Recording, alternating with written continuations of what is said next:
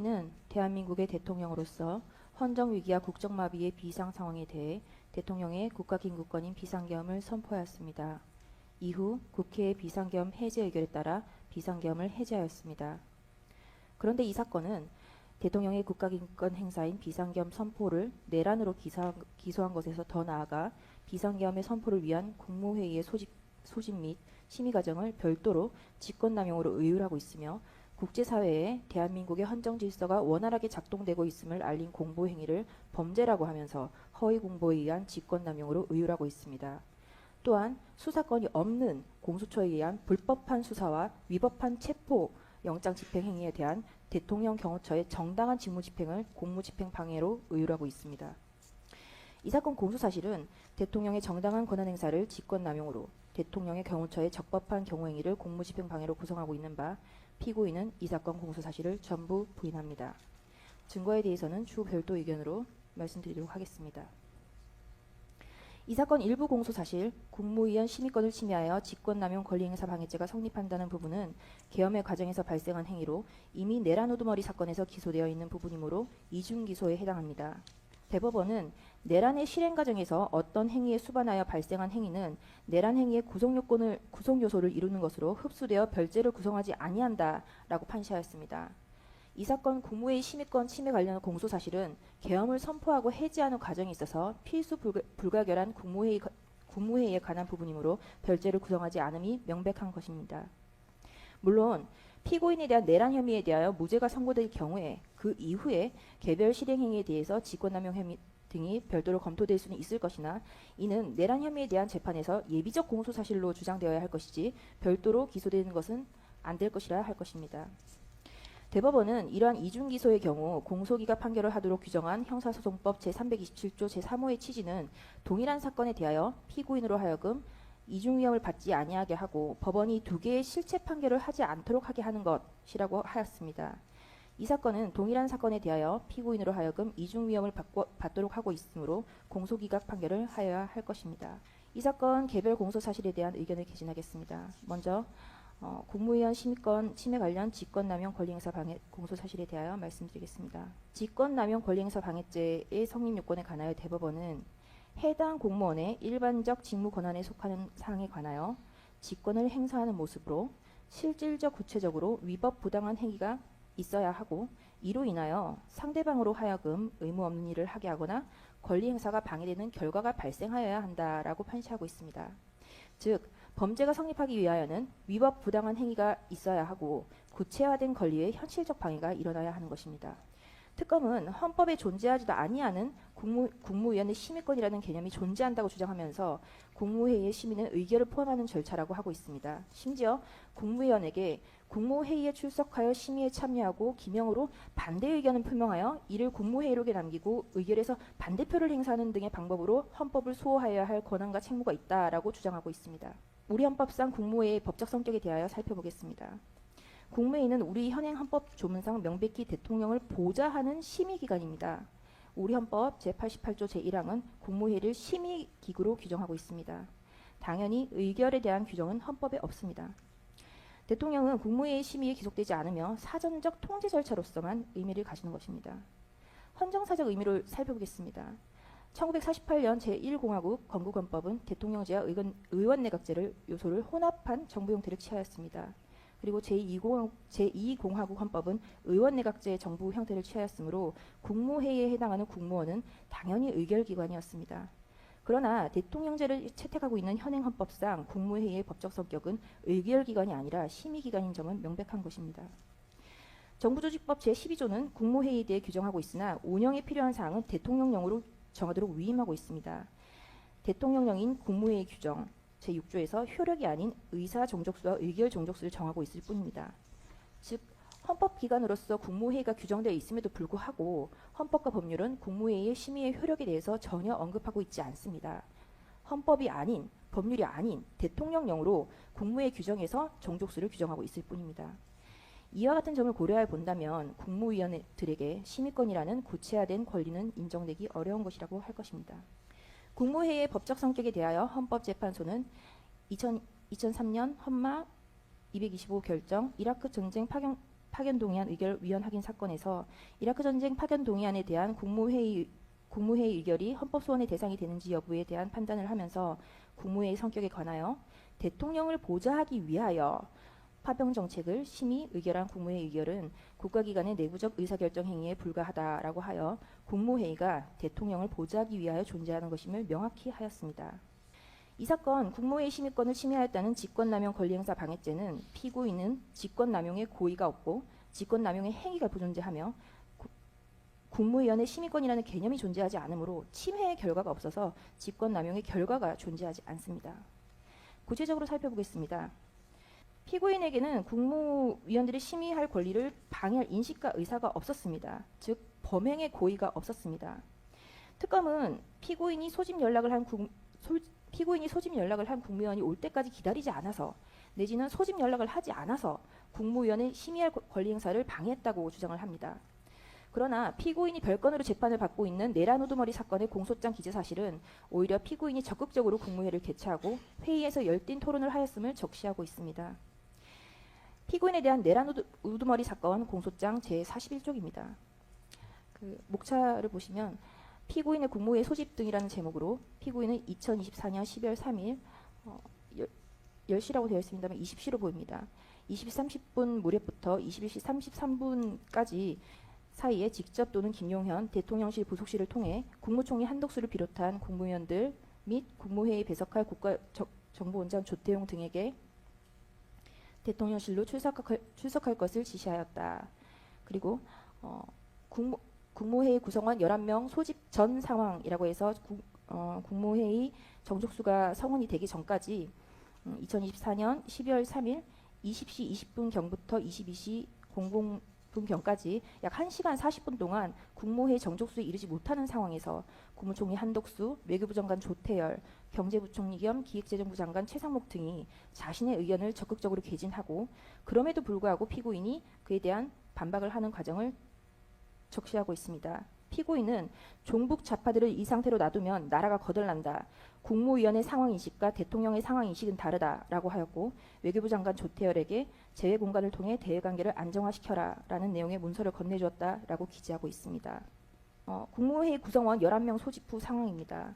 22시 17분경 송미령이 도착하여 국무회의 정족수 11명이 모이게 되자 22시 17분부터 22시 22분경 배석한 국무위원들에게 장관들의 입장에서 보는 상황인식과 책임감은 대통령으로서 보는 것과 다르다.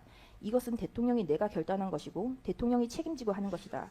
지금 계엄을 선포할 수밖에 없다. 국무회의 심의를 했고 발표해야 하니 나는 간다. 국무회의를 심의를 했고 발표해야 하니 나는 간다 라고 말을 했다고 기재하고 있습니다.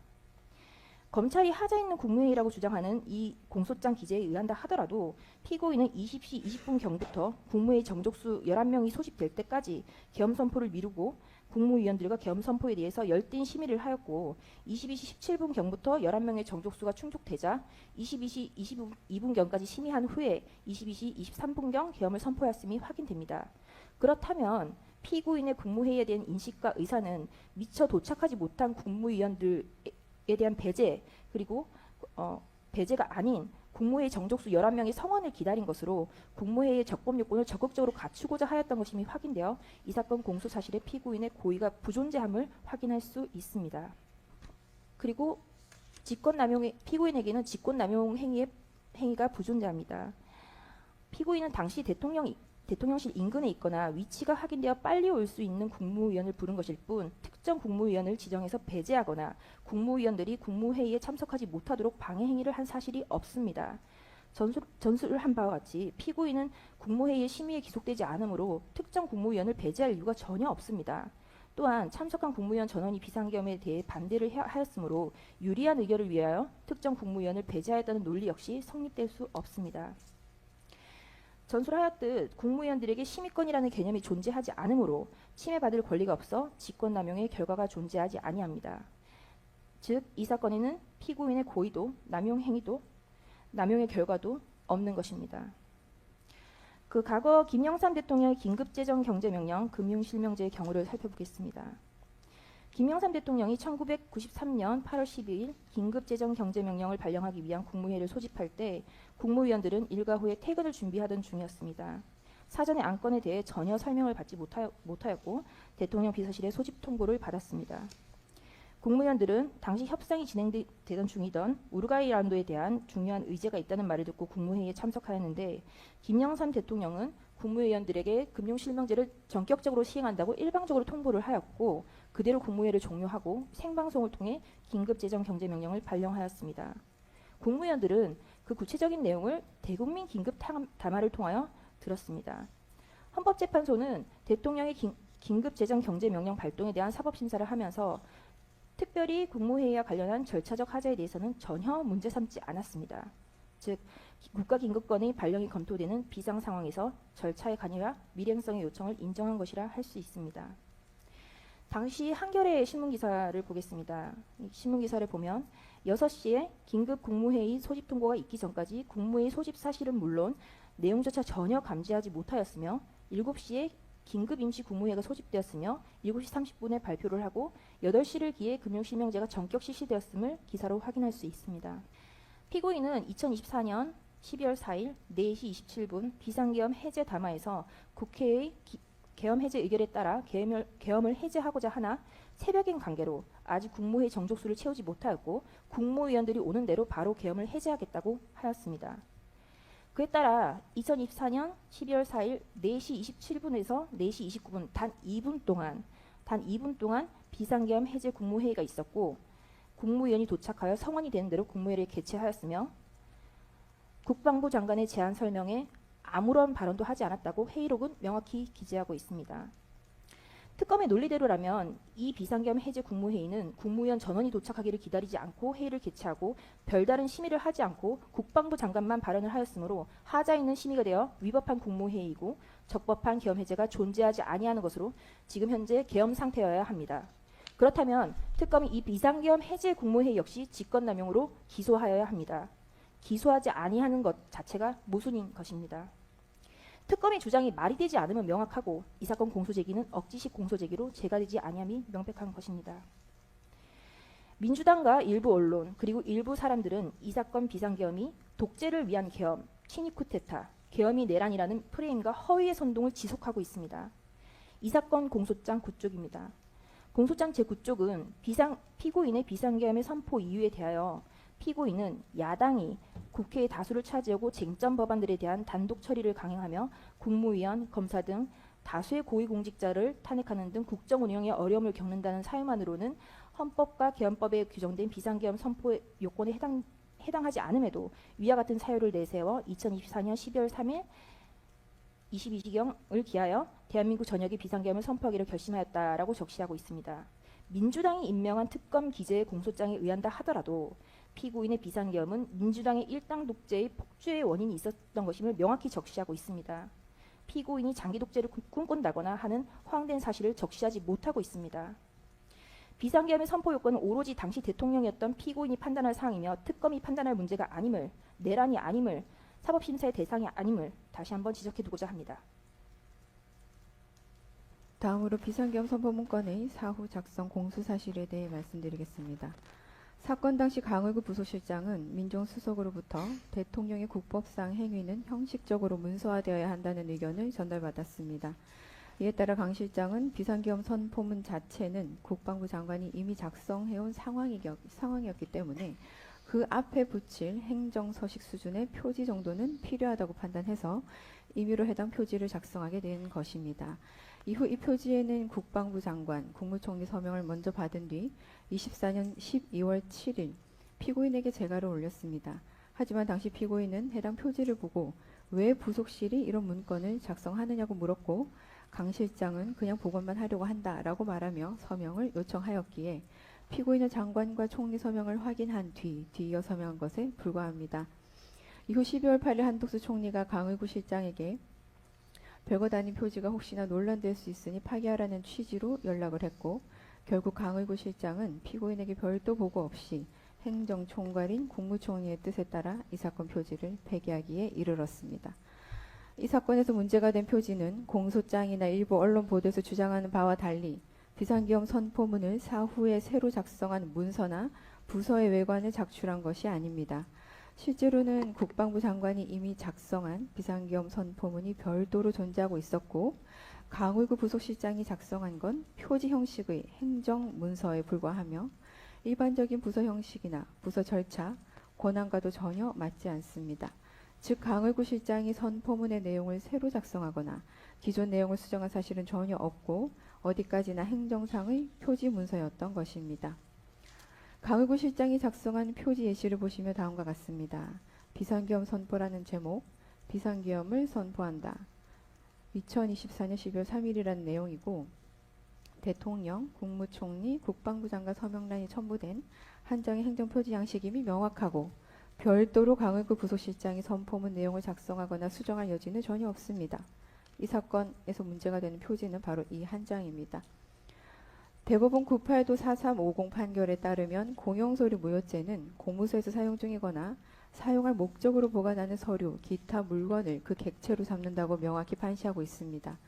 따라서 해당 서류의 보관 책임자가 더 이상 공무소에서 사용할 의도 없이 폐기할 목적으로 처분한 경우 그 문서는 더 이상 공용서류로서의 법적 성질을 가지지 않는다는 것이 대법원의 일관된 입장입니다. 이 사건과 관련하여 한덕수 총리는 강의구 실장이 작성한 표지에 대해 행정 절차상 문제를 지적하면서 폐기하라고 명시적으로 지시했습니다. 그렇다면 대법원 판례 취지를 적용할 때 해당 문서는 폐기 즉시 공무소에서 사용되거나 보관될 예정이었던 서류의 지위를 상실한 것으로 보아야 하고 형법 142조가 보호하는 공용서류에 해당한다고 평가하긴 어렵다고 할 것입니다. 대통령 기록물 관리법 및 공공기록물 관리법에 따르면 기록물이란 공공기관이 업무와 관련하여 생산하거나 접수한 문서를 의미합니다. 따라서 어떠한 문서가 대통령 기록물로 인정되기 위해서는 그 문서가 대통령 또는 대통령 비서실 등의 공공기관이 공식적 업무 수행의 일환으로 생산하거나 접수한 문서여야 합니다. 하지만 이 사건과 같이 강의구 실장이 작성한 표지는 그의 직무 범위와 무관하게 작성된 비공식 문건에 해당할 뿐입니다. 또한 해당 문건에 대통령의 서명이 포함되어 있다는 사정만으로 그 문서가 대통령 기록물로 자동적으로 분류된다고 보기도 어렵습니다. 법이 보호하고자 하는 대통령 기록물은 대통령의 직무 수행과 관련하여 공식적으로 생산된 기록물에 한정되기 때문입니다.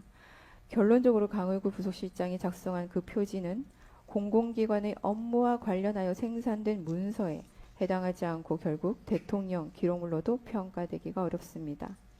특히 강의구는 대통령 실장 산하의 부속실 소속 공무원으로서 그 직무는 대통령의 일정 관리와 같은 비서적 성격의 업무에 한정되어 있었습니다. 대통령이 국법상 행위와 관련한 중요 정책 문서나 결정사항에 관한 문서를 생산하거나 이를 통제할 권한은 부속실에 전혀 존재하지 않았습니다. 이와 같은 조직적 직무적 한계를 감안할 때 강의구 실장이 임의로 비상계엄 선포문의 표지 문건을 작성한 것은 그 직무 범위를 벗어난 무권한의 행위로서 행정적으로나 법적으로 효력을 인정받기 어려운 문서일 수밖에 없습니다.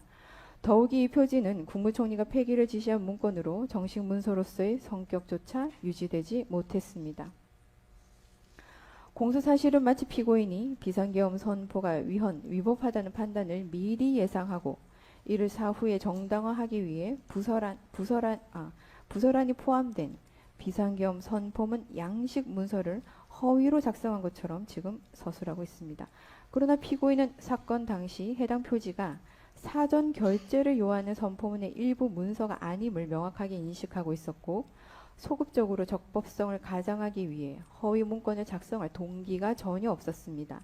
실제로도 해당 표지는 단순한 형식 보완을 위한 서식에 불과했고 피고인에 의해 강제로 작성되었다거나 작성 지시가 있었다거나 법적 정당성을 확보하기 위한 허위 문서로 활용된 바도 없습니다.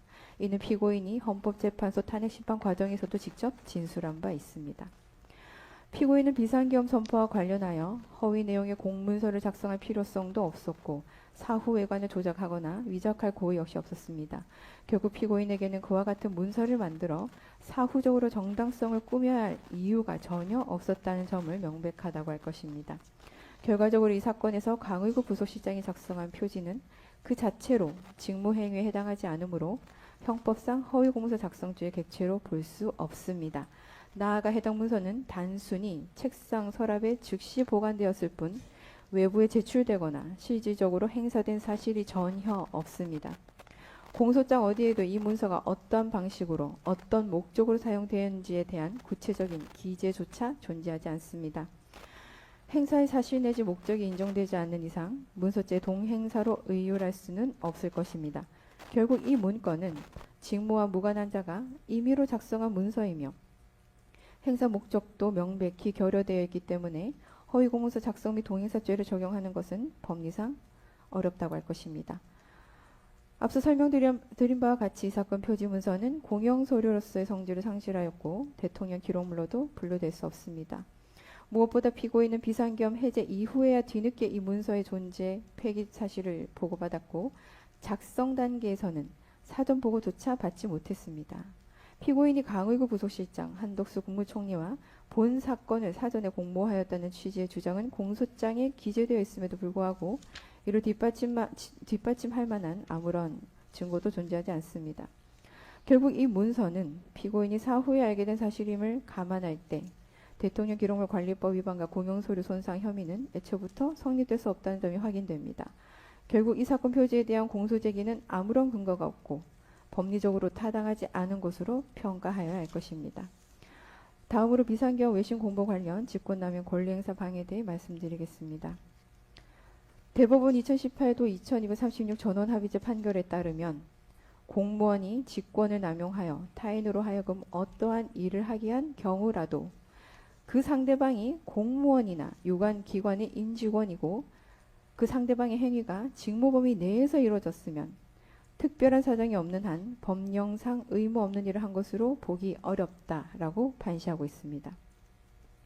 대통령실의 대변인은 대통령의 입장을 국민과 외부에 전달하는 사자의 역할을 하는 자이지 독자적인 가치 판단이나 사실 판단에 따라 보도 내용을 선별하는 권한을 가진 주체가 아닙니다. 설령 대통령의 입장이나 발언이 객관적 사실과 차이가 있거나 논란의 여지가 있다 하더라도 이를 전달한 대변인에게 객관적 팩트를 일일이 검증해야 할 법적 의무를 부여할 수는 없습니다.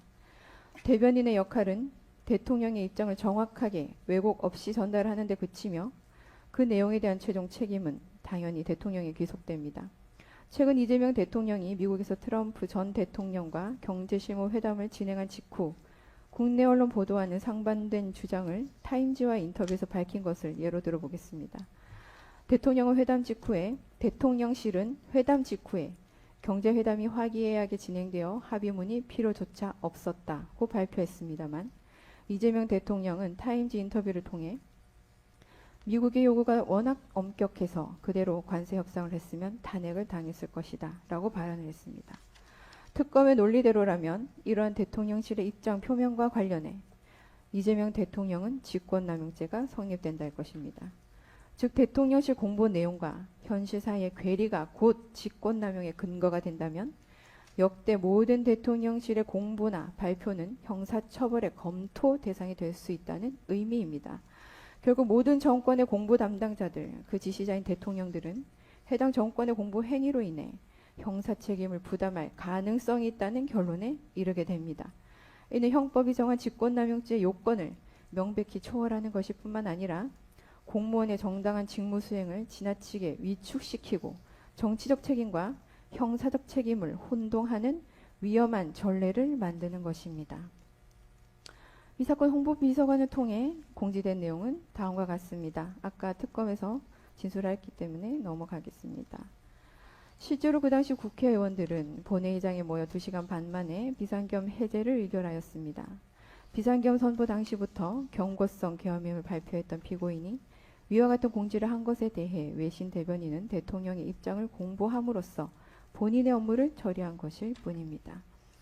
피고인은 비상계엄 선포 목적에 대해 거대 야당의 반복적인 탄핵 시도로 인한 행정 사법 기능의 마비, 위헌적 법률안의 남발, 일방적인 예산안 삭감 등으로 인한 국정 운영의 혼란과 헌정 위기를 해소하기 위한 조치였음을 일관되게 주장해 왔습니다.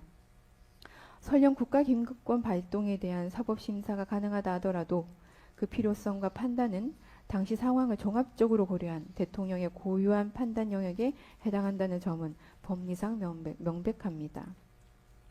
피고인은 주권자인 국민에 대한 메시지 계엄을 통해 헌정 질서 위기를 해소하고자 하였고 국회에서의 해제 의결에 따라 즉시 비상계엄을 해제하였습니다. 하지만 비상계엄 선포와 해제 과정 자체가 국제사회에 불필요한 우려를 줄 수 있었고 이는 대한민국 대외 신인도에 중대한 영향을 미칠 가능성이 분명히 있었습니다. 이에 피고인은 대한민국의 헌정 시스템이 정상적으로 작동 중이며 대통령과 국회가 각자의 역할을 통해 질서 회복에 나서고 있다는 점을 국회 사회에 분명히 알릴 필요가 있었다는 판단 하에 이 나라가 건재하다는 취지의 공보 지시를 내렸던 것입니다. 구체적 사실관계를 보면 올해 초 헌법재판소의 증인으로 출석한 조지호 경찰청장과 김봉식 청장 증언에 따르면 피고인은 국회의원들의 국회 출입을 통제하라고 지시한 사실이 없고 오히려 신분 확인 후 출입을 허용하도록 지시하였습니다. 또한 국회 비상계엄 해제 의결을 물리적으로 제지하려 한 정황도 없으며 실제로 국회는 신속하게 해제 의결을 진행할 수 있었습니다. 그리고 당시 군의 투입이 지연되는 상황에서 김봉식 청장은 신분증 확인한 뒤 국회의원과 관계자들의 출입을 승인했고 이 상황은 조지호 청장을 통해 피고인에게 보고되었습니다. 당시 피고인의 명확한 입장은 국회의원과 국회 직원들을 모두 들여보내라는 것이었습니다. 또 비상계엄 해제 의결 이후 피고인은 김봉식 청장에게 격려의 뜻을 전달하면서 경찰이 초기에 적절히 관계자들을 출입시켰다고 상황이 원활히 마무리되었다고 평가하기도 했습니다. 피고인은 군 출동과 관련하여 국방부 장관에게 국회의 질서 유지를 위한 충돌일 뿐이기 때문에 민간인과 물리적 충돌이 있어서는 안 된다는 점을 명확히 지시한 바도 있습니다. 특검은 공소사실에서 피고인이 경찰을 시켜 국회 외곽을 봉쇄 및 차단하고 국회의원들을 다 잡아들이라 지시하고 국토방위사령부 병력으로 하여금 국회 진입, 비상계엄 해제의결 방해 시도를 하고 본회의장 문을 부수고 총을 쏴서라도 끌어내라고 하였다. 그리고 주요 인사들에 대한 합동, 체포드 편성 운영을 했다는 등등의 일방적인 주장을 하고 있지만 피고인은 현재 내란 우두머리 사건 재판에서 이에 대해 적극적으로 다투고 있습니다. 이러한 다툼의 존재 여부와는 별개로 객관적인 사실을 살펴보면 피고인은 계엄 해제에 필요한 국무회의 의사 정족수가 충족되는 즉시 계엄을 해제하겠다는 내용의 대국민 담화를 미리 발표한 바도 있습니다. 이후 국회의원들이 국회 입장에서 계엄 해제 요구 의결을 진행하자 피고인은 즉각적으로 병력을 철수시키고 국무회의를 개최하여 계엄을 해제하였습니다. 대통령의 국가긴급권 행사는 헌법에 그 근거가 있습니다.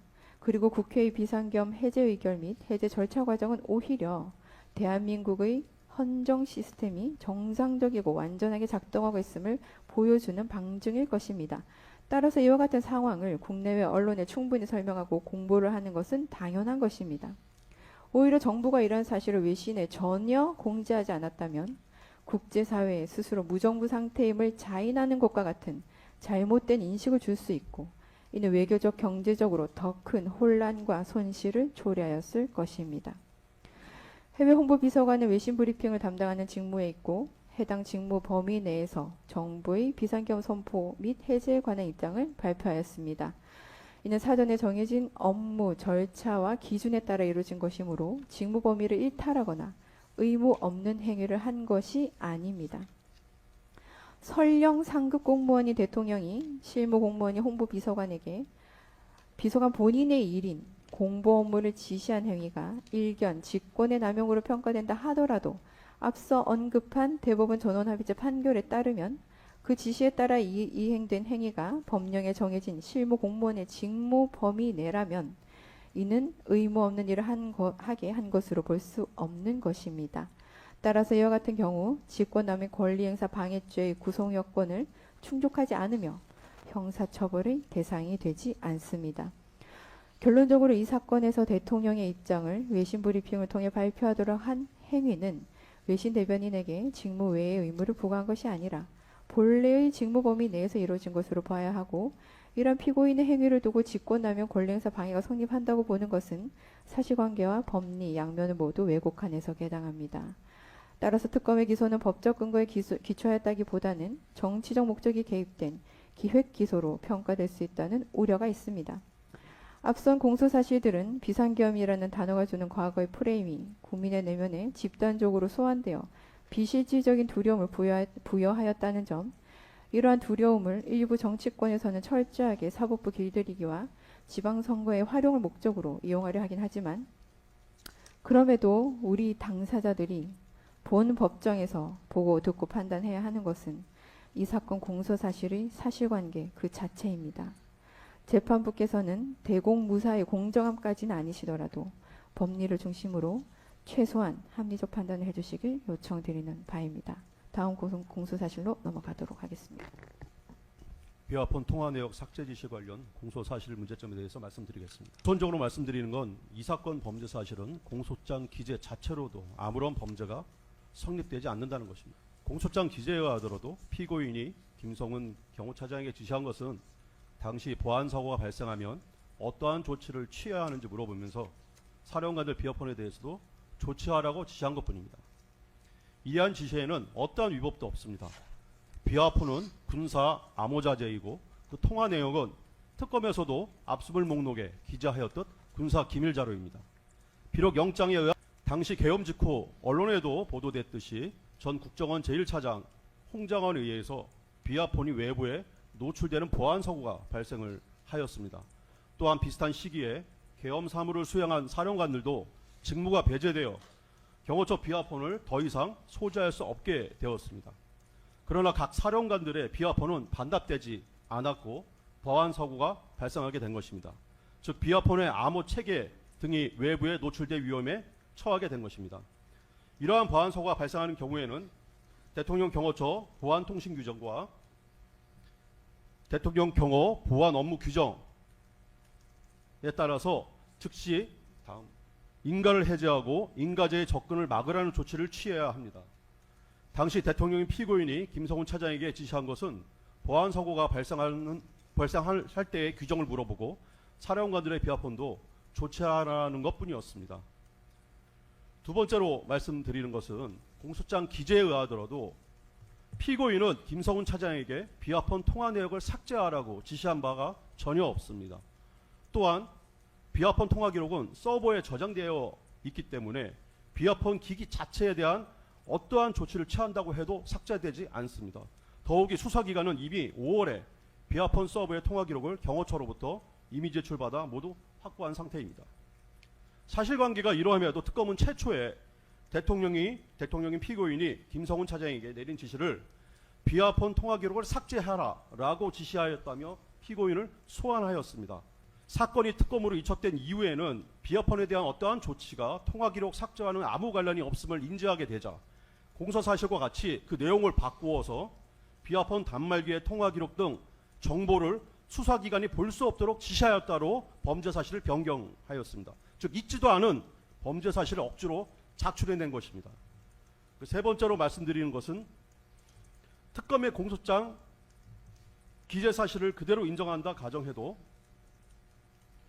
피고인에 대한 범죄가 성립되지 않습니다. 대법원 판례에 의하면 직권남용 권리행사 방해죄는 실제로 공무원이 위법 부당한 행위를 한 경우에 성립되고 또 결과도 발생해야 됩니다. 이를 교사한 경우도 마찬가지입니다. 공소장 기재에 의하더라도 단말기에 대한 어떠한 조치가 이루어져서 수사기관이 적법한 절차에 의하더라도 이를 볼 수 없는 사태가 발생한 바가 전혀 없습니다.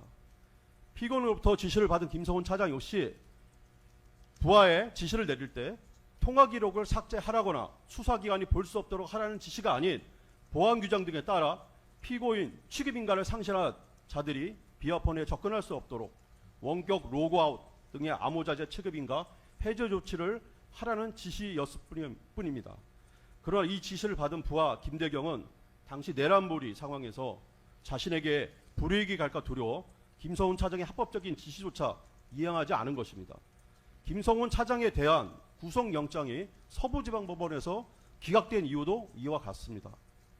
이에 대해 특검은 형법상의 일반적인 직권남용죄는 대법원 판례와 같이 위법한 결과 발생을 유하지만 대통령 경호법에서 정한 직권남용죄는 경호관들이 총을 들고 다니기에 위험성이 큰 만큼 입으로 내뱉는 순간 기소가 된다는 황당한 주장을 적부심에서 한 바 있습니다. 이러한 법리 주장이 법에 무죄한 일반인이 아닌 검사의 입에서 나왔다는 것도 황당할 따름입니다. 결국 특검의 주장에 의하더라도 피고인이 지시는 하였지만 김성훈 차장도 위법 부당한 지시를 부하 직원에게 한 바가 없고 또 위법 부당한 결과가 발생하지도 않은 것인데 이는 실패한 교사로 처벌될 수 없습니다.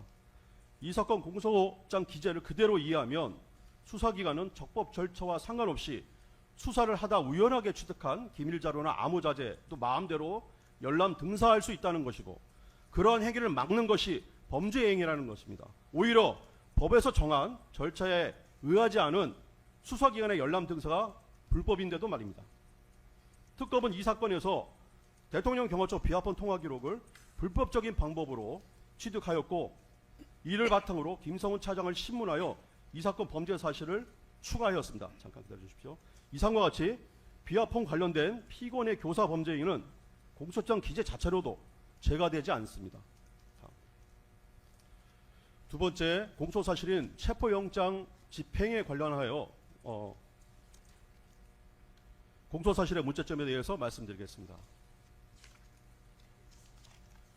두 번에 걸친 체포영장 집행에 관해서 피고인 측은 공수처의 수사, 영장의 청구, 영장의 발부, 영장의 집행 전 과정이 모두 불법이라고 주장을 한 바 있는데 이에 대해 공수처와 특검은 일관되게 법원이 일단 영장을 발부하였으니 공수처의 수사권이 인정된 것이고 법원의 영장 발부도 적법하고 집행에 대해서도 어떠한 방해 행위도 하지 말아야 한다는 주장입니다. 한마디로 서부지방법원의 영장판사가 공수처에 없는 수사권도 만들 수 있고 영장판사가 발부한 영장의 효력은 헌법과 법률의 어떠한 조항보다도 우선한다는 절대적 우위를 갖는다는 주장입니다. 공수처의 체포영장 집행과 관련해서 가장 우선적으로 드리는 부분은 공수처는 대통령에 대한 내란죄 수사권이 없다는 것입니다. 공수처법 제2조 3호나 4호에 의하더라도 수사권이 없으면 명백합니다. 이에 대해 공수처는 이러한 변명을 합니다. 공수처가 수사를 할 수 있는 대통령에 대한 직권남용죄를 수사하다 보니 내란죄를 인지하게 되었고 따라서 4호에 관련된 관련 범죄로 보아야 한다는 것입니다.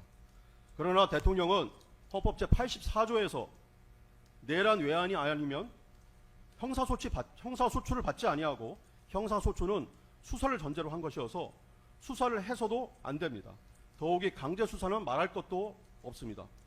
수사를 할 수 없는 직권남용죄를 수사하였다는 것도 불법이고 수사를 하다가 내란죄를 인지하였다는 것도 불법입니다. 따라서 공수처는 당시 대통령인 피고인에 대한 내란죄 수사권이 없음에도 수사를 한 것입니다. 이 점에 대해서는 2025 고하 129 사건에서의 구속 취소 결정에도 그대로 반영되어 있는데 특히 내란죄를 인지하였다고 하는 어떠한 근거도 존재하지 않는다고 설시한 바도 있습니다. 두 번째로 공수처는 관할을 위반해서 영장을 청구하였고 서부지방법원은 위법하게 영장을 발부하였다는 것입니다. 내란죄, 직권남용죄 등은 모두 공수처가 직접 기소할 수 있는 사건이 아니고 사건 조사가 완료되면 기소를 위해 서울중앙지방검찰청으로 사건을 이첩해야 하며 서울중앙지방검찰청의 영장청구법원은 서울중앙지방법원입니다. 한마디로 공수처는 영장 발부가 가능한 법원을 찾아 법원 쇼핑을 한 것입니다. 공수처는 과거 중앙지방법원에 영장을 청구하여 기각을 당하자 그 사실을 숨기고 다시 서부지방법원에 청구했다는 의혹도 받고 있는 상태입니다. 이런 청구에 대해 서부지방법원은 관할 위반으로 영장 청구를 기각했어야 하나 발부하였고 더욱이 형사소송법 110조, 111조 적용을 예외로 한다는 입법적 기재까지 하는 불법을 저질렀습니다.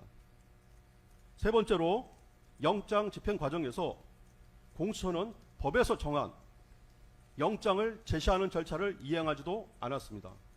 법과 판례에서 정한 영장 제시 예외 사유인 급속을 요하는 때가 아님에도 불구하고 영장을 제시하지도 않았습니다. 네 번째로 공수처는 영장에 기재되지도 않은 군사시설 보호구역을 수색하였고 이를 거부하는 경호처 간부들을 특수공무집행 방해로 입건한 것입니다. 체포 수색 영장에 기재된 장소는 서울 용산구 한남대로 였습니다. 그러나 공수처가 관저촌 출입문을 부수고 들어온 곳은 한남동 수색영장에 기재되지도 않은 군사시설 보호구역 시설물을 부수고 쳐들어온 것입니다. 이에 대해 구속영장 적부심에서 판사가 이 점에 대해서 특검 측의 의견은 어떤가라고 묻자 특검 측은 황당하게도 도저히 법조인 입에서 나올 수 있는 말이라고는 생각하지도 못할 체포영장이 발부된 이상 체포를 위해 어떤 고치든 상관없이 마음대로 수색할 수 있다라는 답변을 하였습니다. 대법원은 영장 해석에 있어 피의자에게 불리한 확장 해석, 유추 해석은 허용될 수 없다는 것이 분명한 태도입니다. 다섯째로 공수처가 위와 같은 영장에 기재되지도 않은 집원의 군사보호구역으로 문을 부수고 쳐들어오자 경호처장은 명확하고 분명하게 불승인 의사를 표명했습니다. 그럼에도 불구하고 계속 진입하였고 더욱이 군사시설 보호구역 내에서 마음대로 사진과 동영상을 촬영하였습니다. 이는 명백히 군사기지 및 군사시설 보호법의 위반이며 참고로 최근에 해병대 부대를 무단 침입해서 사진을 찍은 일반인에 대해서는 실형 1년 6개월이 선고된 바도 있습니다. 2025년 1월 15일 집행된 제2차 체포영장 집행에 대해서도 말씀드리겠습니다. 이 전 과정이 불법이었습니다. 당시 1차 체포영장에 기재된 형소법 110조, 111조 예외 조항도 없었습니다. 경호처에서 출입을 거부했음에도 3천여 명이 넘는 경찰 병력을 동원해서 관저천 담을 전기톱으로 자르는 등 위법 행위를 하면서 군사시설 보호구역으로 침입했고 그 과정에서 불법적으로 촬영하였습니다. 또한 영장 집행 전에 관저천 외곽을 경비하는 50억 경비단장을 직연을 지참토록 하여 공수처로 불러낸 후에 직연을 강제로 빼앗아 출입을 허가한다는 허위 공문서를 위조한 후에 영장 집행에 사용을 하였지만 그것이 사전에 언론에 의해 적발되자 사용을 하지 못한 바도 있습니다. 1, 2차 체포영장 집행 전 과정에서 대통령인 피고인은 어떠한 직권남용 행위도 한 바가 없습니다. 대통령인 피고인이 경호처 경호원들 직접 지휘할 수 있는 지휘에 있지도 않습니다. 오로지 경호처 고위직의 인사권만 갖는 직무관원밖에 없습니다. 그마저도 당시에는 직무가 정지된 상태였습니다. 경호처의 경호활동은 자체적으로 결정하고 판단하는 것이지 대통령인 피고인이 구체적인 지시를 하였다는 것은 상식에 부합하지도 않습니다. 지금까지 모든 공소사실의 문자점에 대해서 의견을 말씀드렸습니다. 이와 더불어 아까 좀 전에 말씀드렸듯이 이 사건 기소는 공소장 1번주의에 반하는 기소입니다. 즉 내란, 다음 넘겨주십시오. 내란 혐의로 기소한 것은 이종 기소에 위법이 있다 할 것입니다. 실제로 2025 고합 129 사건에서 이 사건 공소사실과 관련된 사안들이 현재 심리되고 있습니다. 또한 실체관계를 살펴보아도 이 사건 범죄들은 성립될 수 없음은 당연하고 따라서 피고인에게 무죄 또는 공소기각의 판결을 내려주시기를 부탁드립니다.